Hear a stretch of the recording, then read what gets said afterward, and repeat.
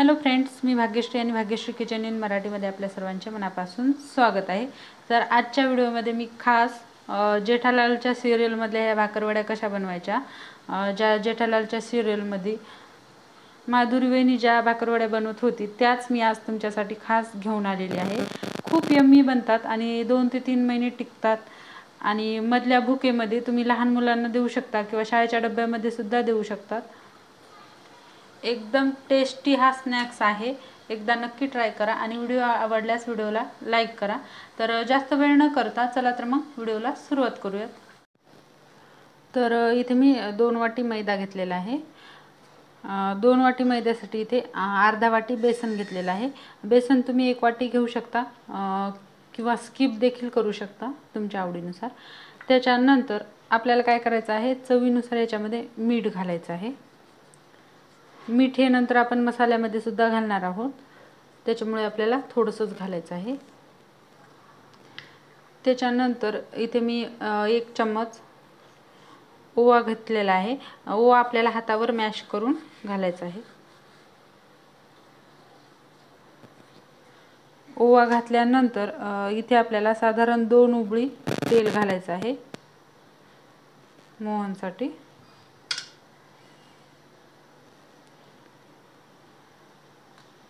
आणि पूर्ण आपल्याला व्यवस्थित मिक्स करून घ्यायचं आहे। तर सर्व मिक्स केल्यानंतर काय करायचं, आपल्याला थोडं थोडं पाणी घालून याचा डो तयार करायचा आहे। डो एकदम घट्ट करायचा आहे।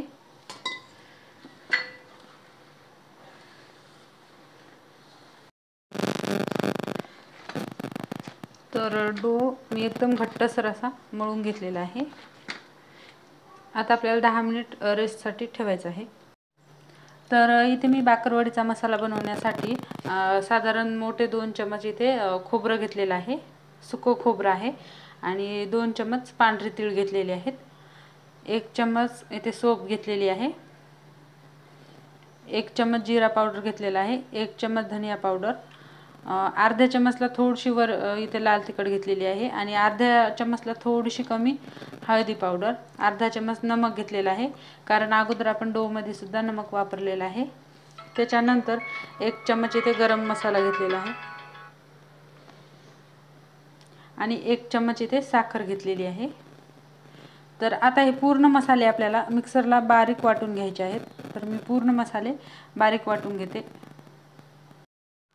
तर इथे मी पूर्ण मसाला वाटून घेतलेला आहे। जास्त बारीक पण नाही करायचं आपल्याला, असं दरदरा हा मसाला वाटून घ्यायचा आहे। त्याच्यानंतर इथे मी चिंचेची चटणी सुद्धा घेतलेली आहे। याचा व्हिडिओ ऑलरेडी मी चॅनलवर अपलोड केलेला आहे, जर तुम्ही पाहिला नसेल तर एकदा नक्की चेक करा। याची लिंक मी डिस्क्रिप्शनमध्ये देत आहे। तर इथे 15 मिनिट झालेले आहेत आणि एकदम आपला डो असा मस्त मुरलेला आहे। आता आपण भाकरवडी लाटून घेऊयात। तर इथे मी एक गोल पेढा करून घेतलेला आहे। आता आपण हे लाटून घेऊयात। याची पातळ अशी आपल्याला पोळी लाटून घ्यायची आहे।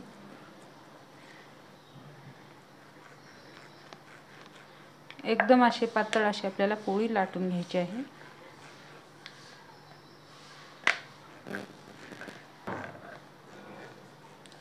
तर व्यवस्थित पातळ आपल्याला याच्या कडा पातळ करायच्या आहेत। गोल आकार आला नाही तरी चालेल, थोडंसं खाली आपल्याला तेल लावायचं आहे, कारण आपल्याला याचा चौकोनी आकार करायचाच आहे।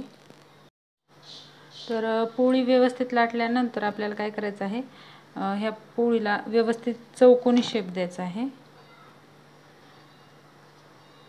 तर चारही साइडनी कट करून घ्यायचं आहे।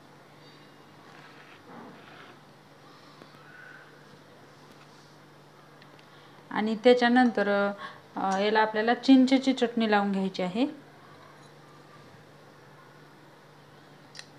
व्यवस्थित आपल्याला सगळीकडून लावायची आहे। चारही साइडनी थोडी थोडी आपल्याला जागा सोडून द्यायची आहे, बाकी सगळी लावून घ्यायची आहे। चिंचेची चटणी लावल्यानंतर जो आपण मसाला बनवला होता तो मसाला इथे लावून घ्यायचा आहे। तर भाकरवडी खूप पद्धतीने बनते वेगवेगळ्या, तर माझी पद्धत थोडी वेगळी आहे। तुम्हाला कशी वाटली नक्की मला कमेंट करून कळवा। तर मसाला लावल्यानंतर अशा पद्धतीने आपल्याला थोडंसं दाबून घेतल्यासारखं करायचं आहे, जेणेकरून तेलामध्ये गेल्यावर निसटणार नाही. त्याच्यानंतर ही पोळी आपल्याला अशा पद्धतीने गोल गोल करत जायचं आहे व्यवस्थित, जेणेकरून कडा आपल्या व्यवस्थित पडतील, एकदम लेअर पडतील. मस्त अशी खमंग आणि खुशखुशीत आपली भाकरवडी तयार होणार आहे. तर शेवटी थोडंसं आपल्याला प्रेस करायचं आहे. त्याच्यानंतर अशा पद्धतीने आपल्याला थोडंसं याला शेप द्यायचा आहे. आता आपण ही भाकरवडी कट करून घेणार आहोत. तर चाकूच्या मदतीने जेवढा तुम्हाला शेप हवा आहे तेवढी करून घ्यायची आहे. साधारण अर्धा इंचाच्या आकारामध्ये आपल्याला ही भाकरवडी कट करून घ्यायची आहे.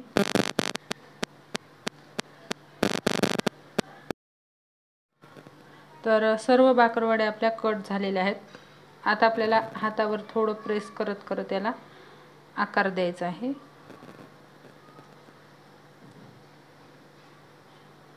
अशा पद्धतीने पूर्ण आपल्याला भाकरवड्याला आकार द्यायचा आहे. आणि अशाच मी बाकीच्या सर्व भाकरवड्या बनवून घेणार आहे. तर पूर्ण भाकरवड्या बनवून घेते आणि नंतर दाखवते. तर हे पाहू शकता, मी सर्व भाकरवड्या बनवून घेतलेल्या आहेत. आता आपल्याला तळायच्या आहेत. तर लगेच तळायच्या नाही, बनवल्यानंतर 10-15 मिनिट आपल्याला अशाच रेस्टला ठेवायच्या आहेत. नंतर आपण 15 मिनिटांनी तळून घेऊयात.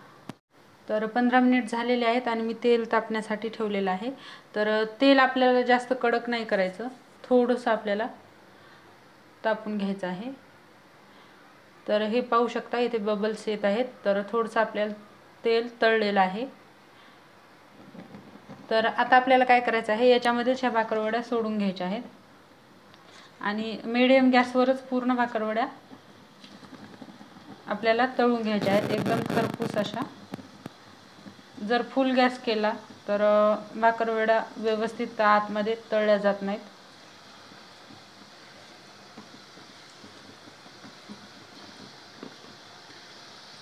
तर एका बॅचला जेवढ्या बसतील तेवढ्याच आपल्याला तळून घ्यायच्या आहेत, एकदम कमी गॅसवर. तर साधारण 2 मिनिटांनी पूर्ण भाकरवड्या आपल्याला पलटून घ्यायच्या आहेत. आणि गॅस पूर्ण मी लोच ठेवलेला आहे. जर फुल गॅसवर तळल्या तर व्यवस्थित तळत नाहीत, एकदम कुरमकुरम ह्या आपल्या भाकरवड्या होतात. एकदम गोल्डन ब्राऊन कलर येईपर्यंत तळून घ्यायच्या आहेत.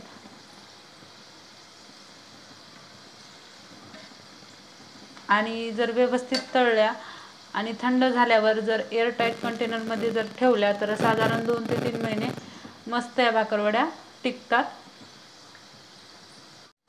तर भाकरवडी तळताना अजिबात घाई करायची नाही, साधारण 5 ते 6 मिनिट लागतात. तर व्यवस्थित आपल्याला तळून घ्यायचे आहे गोल्डन ब्राऊन होईपर्यंत.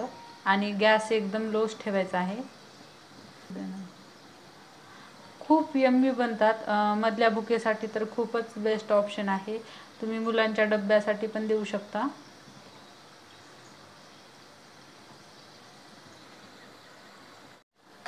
तर हे पाहू शकता, किती गोल्डन ब्राऊन होईपर्यंत मस्त तळलेले आहेत. तळण्यासाठी साधारण 5 ते 6 मिनिट लागलेले आहेत. तर आता आपण हे एका प्लेटमध्ये काढून घेऊयात.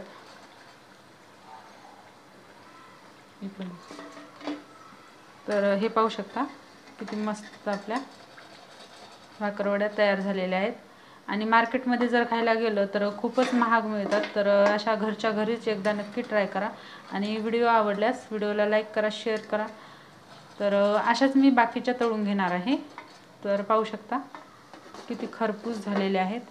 आणि याचं टेक्स्चरसुद्धा पाहू शकता किती मस्त आलेलं आहे. एकदम मार्केटमधल्या भाकरवडीसारख्या आपल्या भाकरवड्या झालेल्या आहेत, पाहू शकता. तर लवकरच भेटूयात अशाच एका नवीन व्हिडिओमध्ये. तोपर्यंत बाय बाय.